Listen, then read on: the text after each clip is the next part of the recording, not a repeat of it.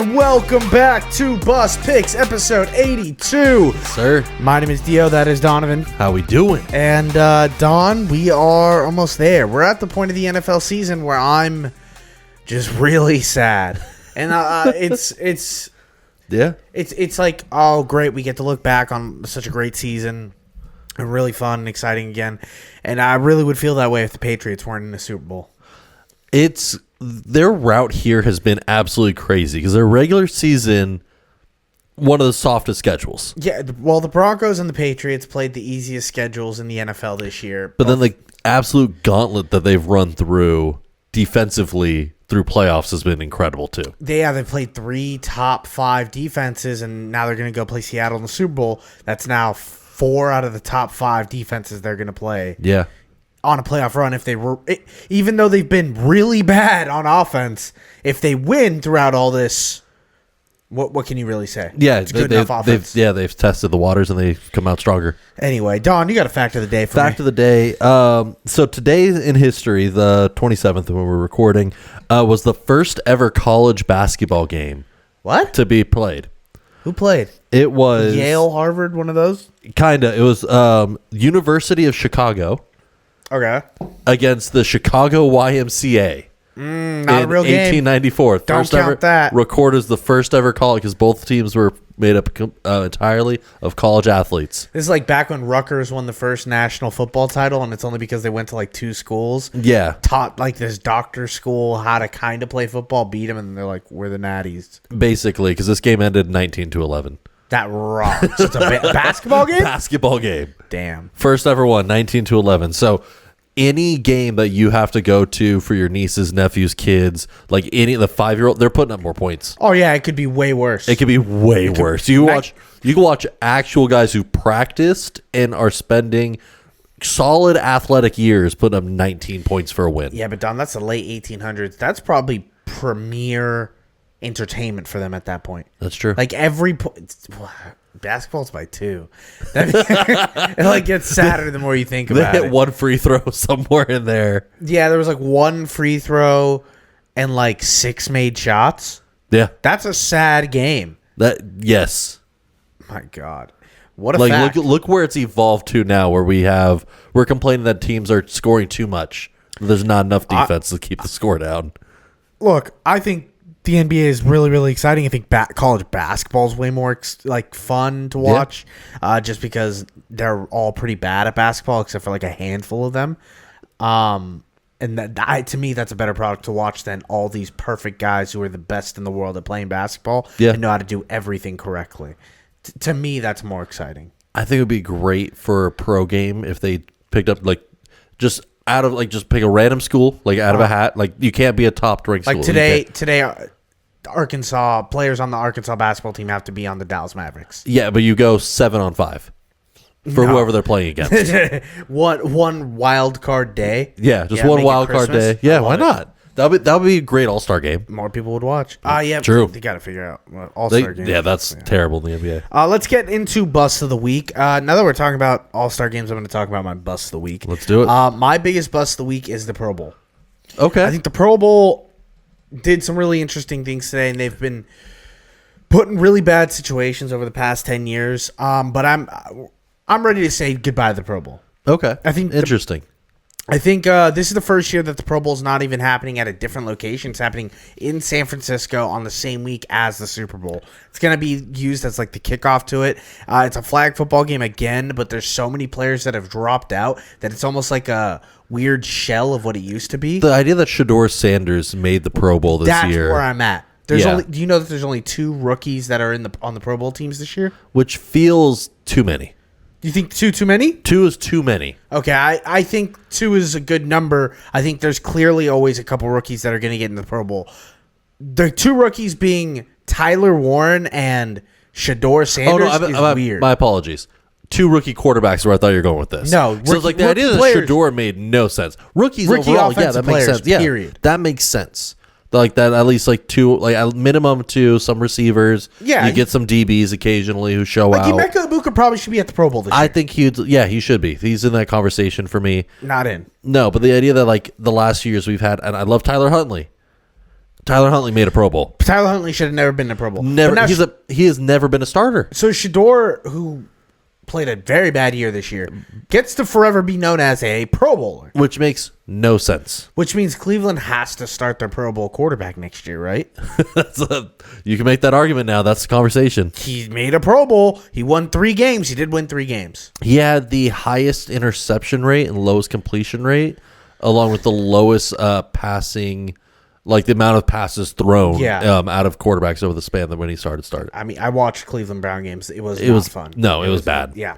I also have another bust of the week, but we can table that discussion for later. Sure. Mine's going to be the Pittsburgh Steelers, mainly for the photo we're going to throw up right here of Coach McCarthy coming in now. They have now traded the 9-8 Mike Tomlin for the possible 9-8 Coach McCarthy. You think he's that good? You think you can get them to 9-8? I don't think so. I don't know. I think the fact that he walked out and openly said, yes, I want Aaron Rodgers back.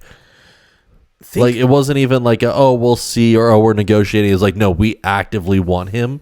They're running the front. They have no development. Everybody is old on that team, and they have stalled all development for any athlete.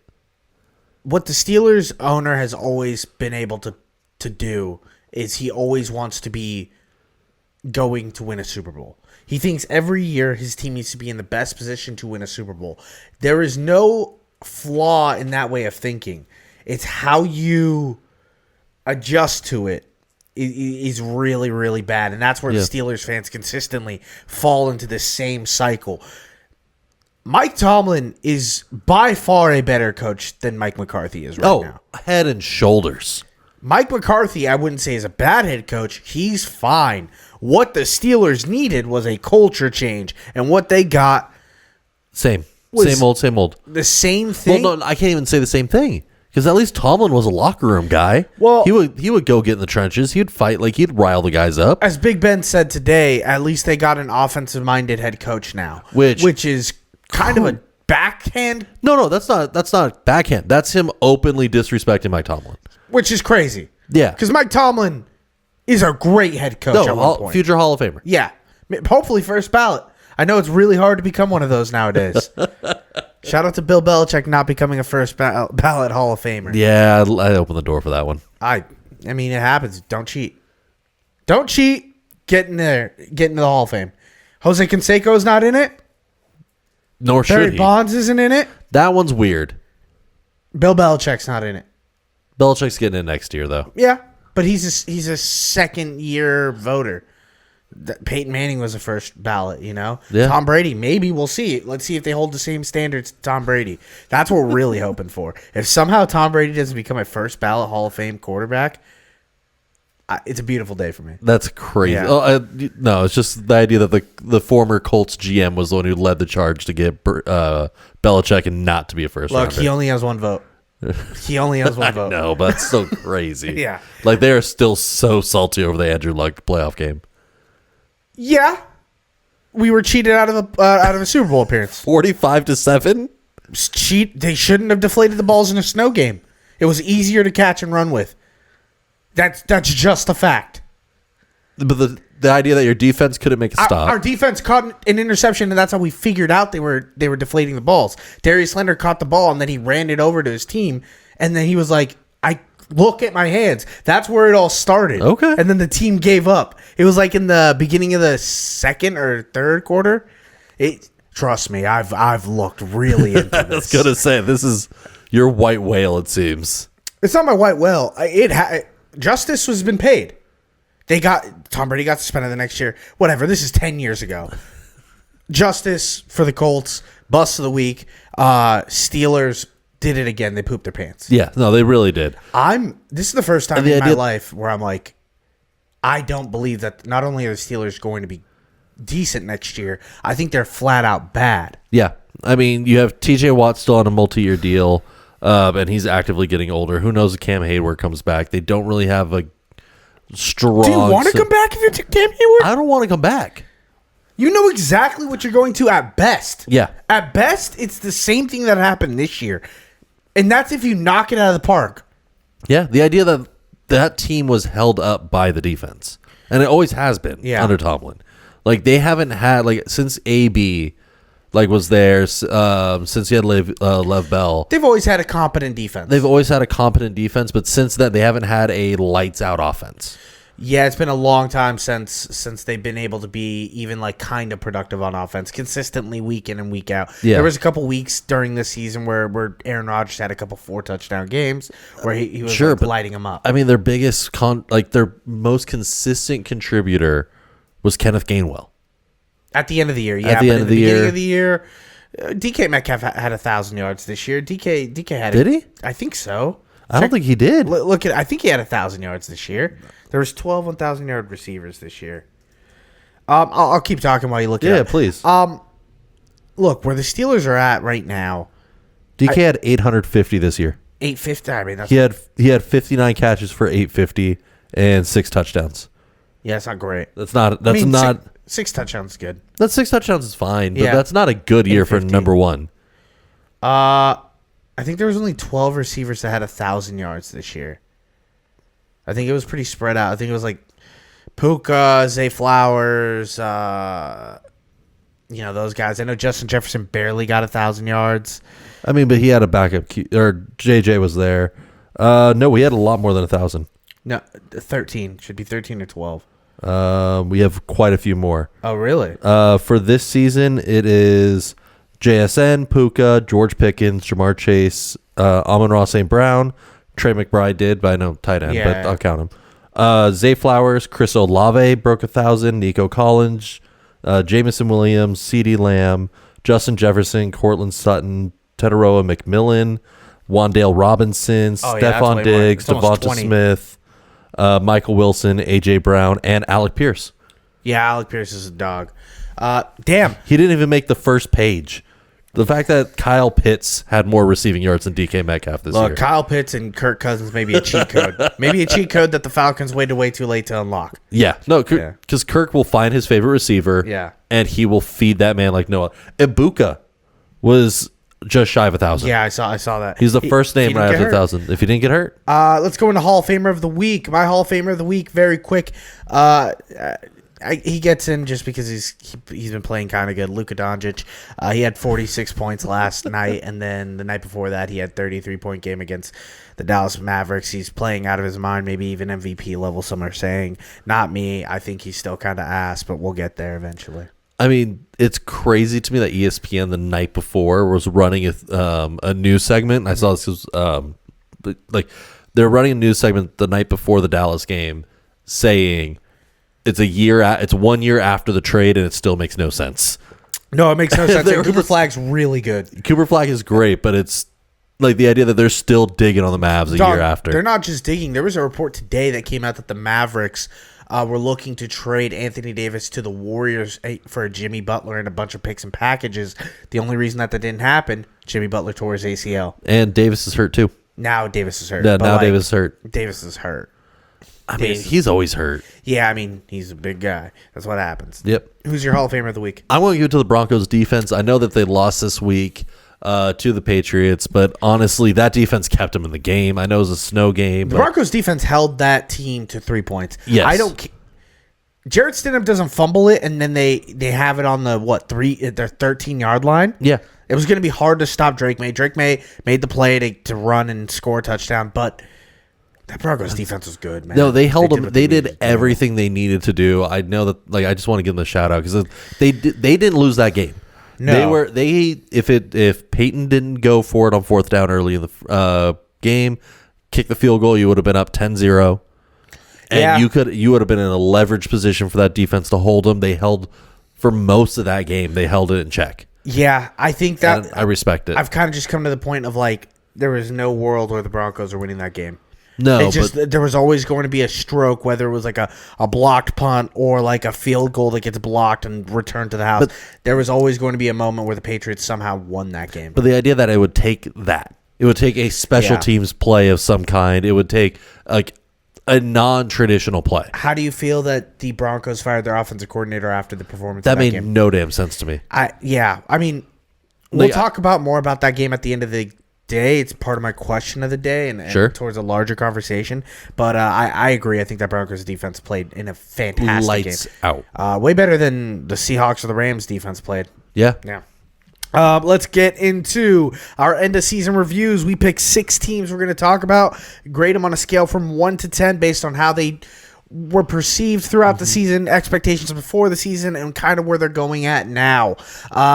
We're going to start with the hot team that we were just talking about, the Denver Broncos. For me, they did get to an AFC Championship game. I'm going to give them a 9 out of 10 season for me. I am a 10 out of 10 personally. Like, You got to win it. You got to get to the Super Bowl to get a 10. I mean, honestly, if Bo Nix doesn't break his ankle, they're a Super Bowl team in my mind. Like, this team had everything going for him. Bo Nix in his second year stepping up in this way, I know that they were a dark horse team. Everyone was kind of like, there's a conversation about him at the beginning of the season. Conversation team to be like, maybe they get to the Super Bowl this year. But the idea that they nearly proved that right, I think everything has gone right for them up until like the very, very end. You couldn't have asked for more as a Broncos fan. Have you heard the rumors that he might have broken his ankle celebrating in the locker room? That rumor started about a week ago. I did hear that because they've gone back and watched the footage, and he's not really limping at any point during the game. At all. He doesn't limp at the end where he's interviewing. In fact, he stayed on the field. Yeah. Congratulating, talking to the coaches, yada, yada, yada. Didn't look like he was in a rush at all. Apparently was really excited in the locker room, as he should. He just won a playoff game. Yeah. And apparently while jumping around, he hurt his ankle. I pray that's not the case. It doesn't matter. They still lost the game. Lost. That's just a rough way to lose it, though. I think they're in a great spot going forward. They have 100%. A lot of cap. They don't have a ton of cap space, but they're in a great spot where, what Bo Nix is going to be. He's going to be fine off of this injury. Yeah. You know what you got to retool. You got to go get another running back. You definitely got to go get an offensive coordinator and maybe another explosive player on offense. So that way it's not all just leaning on whatever Bo Nix can get done. Yeah. I mean, definitely you need to shore up the receiving core a little bit. Yeah. I like Franklin. I like Sutton. Evan Ingram is not going to be your explosive guy. He is a great safety blanket to have, though. He's a good player. No, he's wonderful, but he's not. He's Zach Ertz now. They need someone that if in this game, in this AFC Championship game, that they could be like, look, we don't have a quarterback. We can rely on this guy to go make a couple plays for us. And Sutton hasn't really been that this year. He's often. Not. He's just not. I hoped Vele would turn into that a little bit. Yeah. Just being the deep threat that could hey, you have to account for him at all times. Yeah, they drafted the kid out of Illinois, Pat someone. He was a rookie that they were Pat Bryant, who they thought was going to step up and be a really big player for them. Never really emerged to be a good receiver for them this year. Not yet, but his speed is off the charts as well. I'm thinking he has the potential to take that step as the deep threat, which they need. That's the last thing I think this offense really needs to fully click. I think they've clicked. I think if they had a full healthy Bo Nix and we were at Seahawks Broncos Super Bowl, I think the spread would be a lot closer than it is right now. Oh, agreed. Yeah. Completely agreed. So I got a 9. You gave him a 10. Don, what do you give the Eagles this season? I give him a 6. I mean... 6? Yeah. That's pretty mean. That's pretty hard 5 for to me is as much good as bad happened. That's what a 5 should be. 6 to me is at least got back-to-back division titles. You have that now where it's no longer that 30-year streak. I see that. And you were the 3rd seed. The NFC was clearly more competitive this year. So it's there's some kind of upside, but overall you fell so short come playoffs. Of expectations. Your fault. Your fans are actively wanting to get rid of the OC. Yeah. They're wanting a complete overhaul of this roster. They fired their OC. Yeah, they fired their OC. There was call for AJ Brown to be off the team. There's conversation about if Sirianni coming back if he has another year like this. I just think when you look at the offensive line injuries, Lane Johnson was out a lot, and Jalen Hurts. Lane Johnson he's 34 next year. Yeah, I know. Does he come back? Yeah, the offensive line is getting older. There's a couple injuries here and there. Jordan Mailata kind of took a step back as well. Yeah. That defensive line didn't play to the level everyone expected them to. No. Like the last year. I think they got a little bit of Super Bowl hangover in them, but you're right. They won the division. I give them a 7 out of 10. Sure. I felt like they were good enough to be fun. I don't think an Eagles fan can look back on the season and be like, that was a bad season, but it was a missed opportunity season. Yeah, 100%. But you just won a Super Bowl. Winning your division, losing in a close playoff game. Could be worse. Yeah, it could be. Could be worse. Let's get into the next team we're going to talk about, the Las Vegas Raiders. Don. 2. This was an Really? abysmal year in my mind. I disagree. I gave them an 8. Really? You go first. I mean, I think Pete Carroll and Geno just do not work. There's a reason that both of them are getting run out of town at the moment. I know Geno's not officially gone, but he's going to be gone the minute that they can find a competent QB to take over. The fact that they were looking at Kenny Pickett at times. Like, you had Gentry who had flashes. Brock Bowers was injured a lot. Jacoby Myers left and did better somewhere else. That stings. That stinks. You just watched your number 1 leave to go be on paper a number 2 and then take over that starting role and explode. And to argue with your side, Yeah.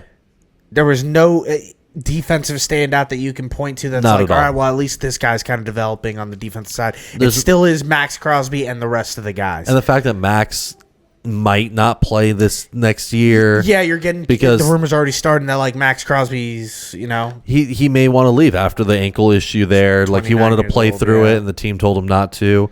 There's conversation of, does Brady come down from the booth and start because how bad Geno was. Realistically, it's not realistic. Yeah, but the Geno idea that was- there's already conversation about it was crazy. So I can see why you gave him a 2. Yeah. I gave him an 8 because it's a mission accomplished. There was absolutely a world where before the season started that the Raiders fans were so excited and they thought they could make a playoff run. Geno Smith indoors, really good quarterback before this year. Maybe Pete Carroll has a little bit more left in the tank. They got some fun offensive weapons with Gentry and Brock Bowers, like you brought up. And yes, they didn't win a lot of games, but at the end of the day, they get to look at, hey, we have the number 1 pick in the draft. There's nothing they would. They started looking at that number 1 pick back in like week 7. They were locked in. They got it. They got their quarterback. They're trying to get their coach. They have enough pieces. Right now, the Raiders do feel like, going forward, this is the clearest path they've been in over a decade. But do they have a coach that's coming in? There's been a lot of coaches who have opted out of roles, have gone back to coordinating positions to avoid the Browns and to avoid the Raiders. Like, those are kind of the main jobs that are left. And the Cardinals. Yeah. And so, like, I don't think they have a clear path. Because, like, who are they going to get to step up for that? I think it's Kubiak. I think Kubiak is going to end up being the Raiders coach. If I'm Clint Kubiak, I don't want to. Why? Because you're setting yourself up for failure. You have to spend. What is the failure? You are coming off a Super Bowl appearing team. I don't know. I can't read the future. I don't know how they're going to do next week. Let's just say they win the Super Bowl. They win the Super Bowl. You could spend one more year in Seattle, try to run it back. And see what job openings there, or you have to go deal with a rookie QB, which historically do not work in the NFL. And they don't have a guy that he could sit behind. Geno's not making it out of 2 games if he stays. I think Geno's the perfect bridge quarterback to have. I don't know if with how angry the fans were this year.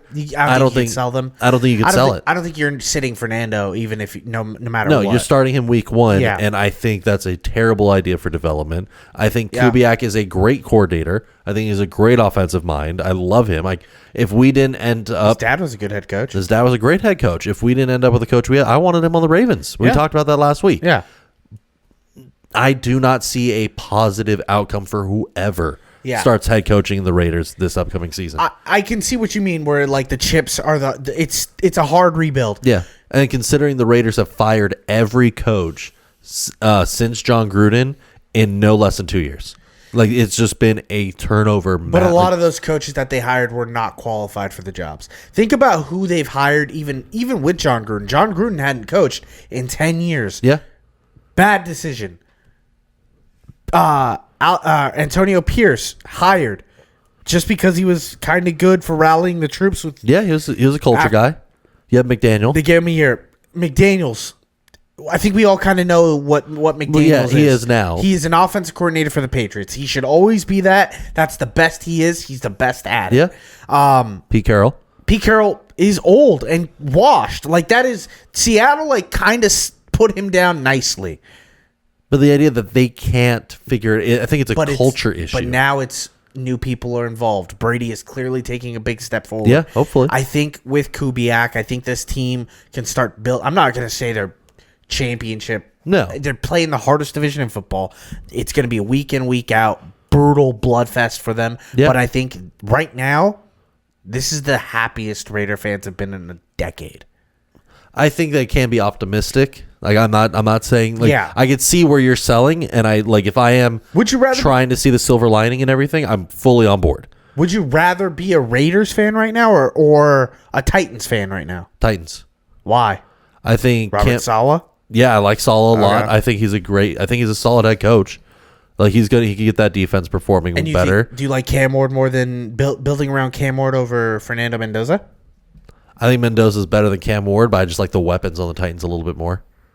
You like 31-year-old Calvin Ridley? Calvin Ridley's not it, but I do like DK a lot. I do like their backfield. Oh, yeah. Yeah, Jameer DK, I like. Yeah. And I like, obviously, Brock Bowers and Genty are over Pollard, over Spears, over DK. Yeah. But it's just two guys you got to stop versus the Titans kind of have. If Ward starts getting like distributing the ball like the Raiders don't have that. Jack Bash never stepped up. No, he disappeared. They don't have any receivers. I'm telling it's hard to build with the Raiders, but I do feel like for the first time in a long time, they're optimistic. Let's go into the Packers. The Green Bay Packers didn't win the division, traded for a elite defensive end in Micah Parsons, who ended up blowing his ACL out. Yeah. Lose to your division rival twice to end the season. Jordan Love, kind of regression. You could say he was hurt. Yeah, he's always a little banged up at the end of the year. I look at the season and I'm like, this was a 5? I know you got in the playoffs, but like there was so much bad that happened this year. You can't be looking into next year and being like, well, it's all going to be up from here. I kind of have the Packers on notice. Maybe they're going to be bad next year. I have them at a 7. I think this season. Oh, wow.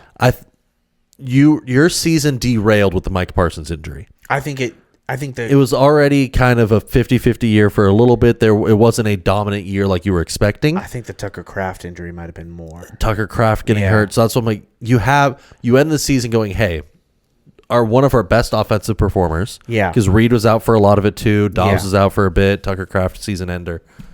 You had your best offensive performers gone. Yeah.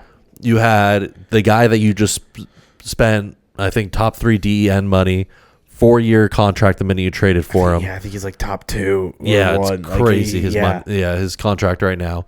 And you lost him at the end of the year, and you still were able to make playoffs through all that. Yeah, but like to me, it's yes, the Lions are still there. Yes, the Bears are still there. But if everyone's healthy next year, you're coming back stronger immediately. You think that they come into next year, if they stay healthy, one of the best teams in the NFC? I think that they have a shot at winning the division. Do you think that they should be the leaders of their division going into next year? No, but I think they're top 2. Okay. I think they end next season top 2 in their division, especially if they're able to get either Golden a step forward or just figure out the receiver room. It's just too many mouths. You need to narrow it down. The receiver room for a long, long time. Half of them are up for contracts now. Ravens, the number 5 team, Don. Where are we at? This is a 5-year. I give it them 5 too. Yeah, like you could blame it a lot on Lamar's injury, missing a lot of games this season. So I'm not. Mixed bag of a season. It was because when he came back, he played through injury. He was clearly not healthy for most of the year, even when he was playing. Yeah, I do have it. Yeah. I love Lamar, but I do stand. If you're playing a game, I give no excuses for the injury. Yep. Unless it's like one of those injuries where they're like, we had to design a special sling for this guy to be able to walk. You know, those Baker Mayfield crazy. Yeah, Matthew those Stafford like injuries. the Tony Romo, the punctured lung kind of thing. Lamar was hurt. Lamar played lower than what he expected. He still had a very good year. Yeah. He just wasn't an MVP candidate this year. And I think where I'm down on them is the defense more than anything. I just think it fell apart. It did. It fell apart, but I don't think he ever got going either. He started out hot with the first 2 weeks. Like he started well. Like the numbers were comparable to the MVP season. But the idea that the defense never really gelled, there wasn't a big push forward by any one unit when Lamar went down. Yeah. Huntley did what he could. Derrick Henry kept getting pulled out of games, which made no sense from a coordinator perspective. The pass rush wasn't there for the first time in a long time for the Ravens. Elite offensive line play wasn't there for the first time in a long time. No, this was the O-line. The O-line needs to be rebuilt this year. Zay Flowers had his best season ever. Yeah. Mark Andrews came back alive. Mark Andrews is kind of just, he's like, I'm still a top 5 tight end. Last year, I was ready to call him a corpse. Going into next year, I'm like, yeah, they signed him a 3-year deal. Might have been a steal. And that's why I'm at 5. Like, there's as much like positive for next year. Zay Like, Flowers was like 7th in receiving yards. yeah, like Zay's performing, Mark's performing, Lamar's is going to be healthy. The O-line and the defense were just not there. And so I think those kind of just even out for the most part to me. If I know anything about the Ravens, they retool, they reassess, they attack. I think that defense is going to be a lot better next year. Hopefully. I like Minter. We'll see what he does. He was able to coordinate the Chargers. So that's Chargers are able to do something. I could be argued into more than a 5 based on that. But based on just like for hope for next year, but based on this year, there was as much good and bad equally. You guys are 3rd in in Super Bowl odds going into this year, behind the Chiefs and the Eagles. So I do think this year was pretty disappointing when it comes to that. Yes. I've now spent 2 straight years on futures for the Ravens to get to the Super Bowl, and I've missed. I am declaring officially now I might do it again. Are you my curse? It might. Are be. you our curse? It might be inside. It might be coming from inside the house. Oh God.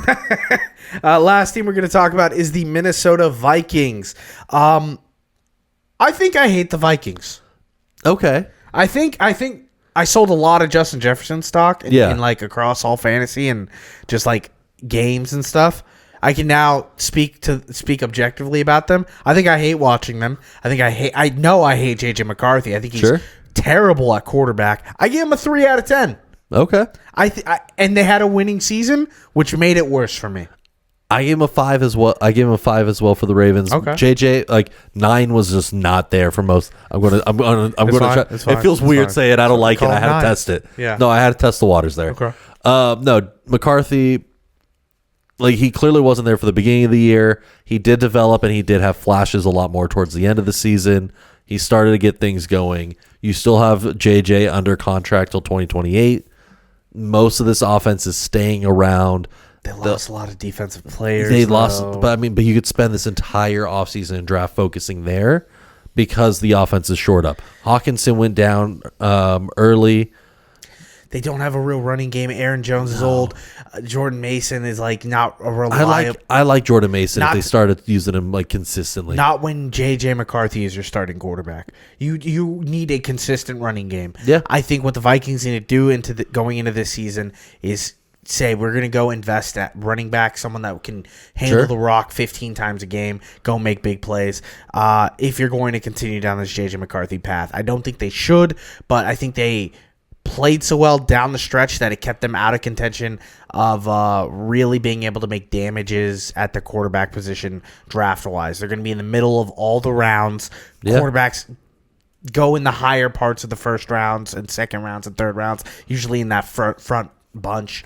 I don't know what's going to happen here. I think there's hope because especially if Brian Flores stays, which it looks like it's going to. Yeah. If he stays, that defense, even though they lost a few pieces, Harrison Smith is still getting older.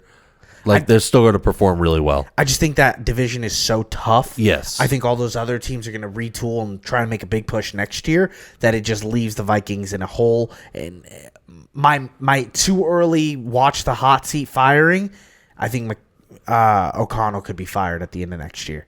I think a 4-5 win season coming out of them, he's gone, and I think it's the hottest name on the market. It would not surprise me if the entire NFC North makes playoffs next year. Wow, you think they take every slot? I think they take all the wild card. It wouldn't surprise me. I know the Rams, and the Niners, and the Seahawks. If they will be in contention for it. Every team in that division will be in contention. They were all in it this year. And this was a bad year for the Vikings, and they were still one game out. Yeah, I think they were 1 game out. They won 9 games. Yeah, it's crazy. So it's like if they figure out just something a little extra, if McCarthy just gets a little bit more developed and refined, this team's knocking on the door. Let's get into question of the day. Question of the day. It's kind of about the Denver Broncos game. Sure. We got a snow game. Yes. We got a couple snow games throughout this playoff. The big question going around is, do playoff games need to be in domes? No. Do we need to have more playoff games in domes? Because while snow is fun to look at, it is not conductive of what NFL football is now. It doesn't help in that sense. If that game was in a dome in Denver, I think the Broncos win that game.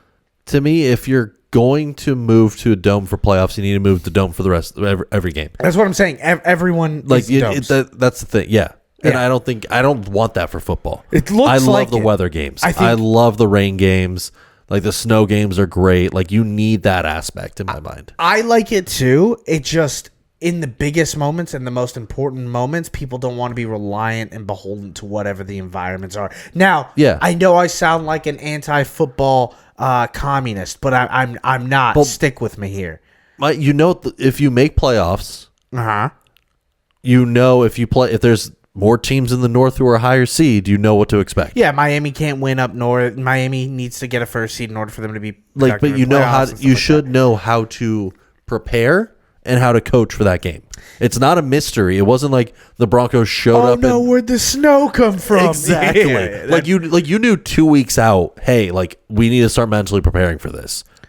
Like the idea that they didn't travel to New England till like mid to late in the week to even get New England didn't travel to Denver. New England didn't travel to Denver until when they're like mid. So to get ready for the weather, to get prepared, to be in the snow for a little bit, to get used to the cold. Like if I'm a coach, we win Sunday, like in the divisional round. Monday's rest day. We're flying out Monday night. They don't have practice facilities. You go to a local high school. I know that's not how it works. I know, but like you figure it out. These guys need to see their families. You need to playoffs. You need to spend as much time in that weather you're going to be playing in on Sunday. These are. I like. This is why I'm not a coach. I like this is why I'm not a coach. It just doesn't fit anymore. It back in the day, 20, 30 years ago, sure, that's 100% going to happen. Nowadays, players have way too much power. They want to be on their days there. They want to just spend one day, go to the game, fly right back. I don't like it either. Yeah, I think but New England did it. And they win. No problem. So you're fine with them being outdoors. You're cool with snow games in the playoffs. I love snow games in the playoffs. I agree. I think a lot of people have been complaining because they're like, that could have been a better product. There's a couple games that could have been better products. But this is where we're going to be at. We've also seen great games in the snow. Not recently, though. Josh Allen game? Yeah, Josh Allen game. That's it. It's kind of just Josh Allen. And LaShawn McCoy from 10 years ago. That's kind of it. No, there's some good battles in the North. Would you say that Chicago Bears playoff game where they lost was a snow game? It was a snow game. I think it was cold enough to be a snow game. I think it was a snow game because there wasn't like a heavy sheet the same way that the Broncos game, but there was some. Yeah. Let's get into the last segment of the day. It's pick of the week. We're gonna give you our favorite picks of the week, and I'm gonna start with my pick for tomorrow's game. It should be out when this podcast drops. It's Houston Cougars -7.5 playing against Baylor. It's a division matchup. Rivals inside of the state of Texas. I know 7.5 is a lot for college basketball, but I love Houston. That is a massive line. Suffocating defense. They are the same Houston team every single year. One of the best. They're a little weaker this year offensively, but I do think that defense is just as nasty as you can ask for. Sounds good. As long as Baylor doesn't get hot, we're okay. Baylor sometimes gets They're streaky. Hot. They're very streaky. They just have two guards that, like, when they hit their shots, you just take a step back and you're like, oh no. But Houston, they're so big. Yeah, they need to mob them. Yeah. Mine, this Saturday is the WWE Royal Rumble. We're holding our tradition, watching it together. But Don, what do we do during that tradition? Oh, we hurt ourselves. But so coming in for this one, AJ Styles is having his possible retirement match against Gunther. No way. Yeah, that's in between the Rumble. So yeah, it's going to start with Women's Royal Rumble. They're going to have 3 matches and then the men's. Is what they're I believe there's still to announce a third, but there are 2 confirmed. One, I'm parlaying who I think the winners are. First one, I think Gunther is going to beat AJ Styles. I think AJ is going to retire. The stipulation is if AJ loses, he has to retire. I think he leaves the WWE, goes to TNA, spends his retirement year in his version of the John Cena tour there in TNA, because like that's what he built. He built that company on his back with Samoa Joe back in the day. I think that's a great send off, and Gunther gets one more like, hey, I retired another like legend. Nice. And I think that you just build Gunther up to be this monster even more. My other one I want to parlay with Drew McIntyre versus Sami Zayn. Drew just won the title. You're not taking him off him this early. Yeah. Sammy's a fan favorite. You're going to get a lot of cheers for him. That's what I'm going to be doing. But yeah, I just don't think you hot potato this title this early. Drew's finally proven right that he can do it. It's the payoff of the heel turn that he's done for the last year. Yeah, and they're going to set him up for a big WrestleMania because that's what Royal Rumble is. It's the beginning of the setups for WrestleMania. Yep. And there's also a couple props here. These are long shot. The Rumble odds have not officially leveled out because we're going to find out on Friday. When the last one is because it's Friday night SmackDown. Yep, and so that's going to be the official last entrance. But the ones I'm liking so far, Roman Reigns is already announced. He's plus 150. He's the odds-on favorite at the moment.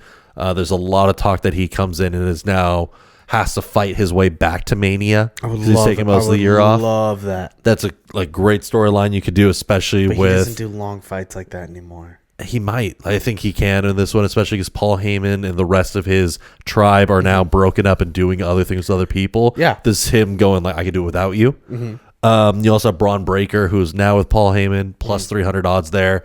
Had a show out against Cody Rhodes. Is getting in CM Punk's face. This is an easy setup for that. I think he might be Elimination Chamber. Yeah. So I pull a trigger, either Rumble or Elimination, but I think he's... You think he's got to win under his belt soon? Yeah, he's definitely winning one of the big ones. And then Obafemi's plus 1,500.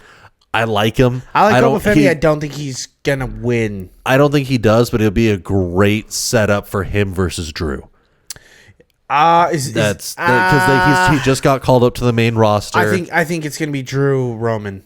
Roman would be a great Mania as well. I think we're getting that for Mania Night 1. But yeah, if you're dealing with all plus odds, I'd just like to take a couple shots on some guys. It pays off a little bit better that way.